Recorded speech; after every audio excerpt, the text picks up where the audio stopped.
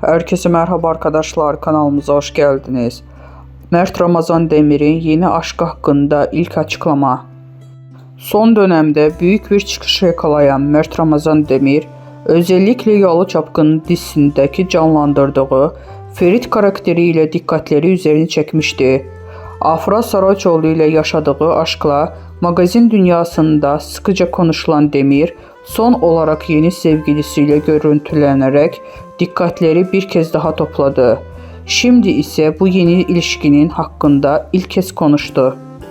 Başarılı oyuncu sık sık tenis maçlarının izlemeye gitmesiyle de adından söz ettiriyor.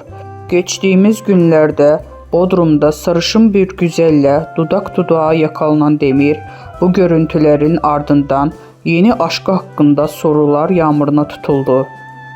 Sosyal medyada birbirlerini takip etmeden bırakan çiftin ilişkilerine dair henüz bir açıklama yapılması dikkat çekmişti. Magazin dünyasında Demir'in yeni sevgilisi Zeynep Artukmaç'ın olduğu iddia edilse de bu iddialar henüz doğrulanmadı. İddialar arasında Londra'da başlayan bir aşkın artık ciddi bir ilişkiye dönüştüğü yönünde konuşulmaya da devam ediyor.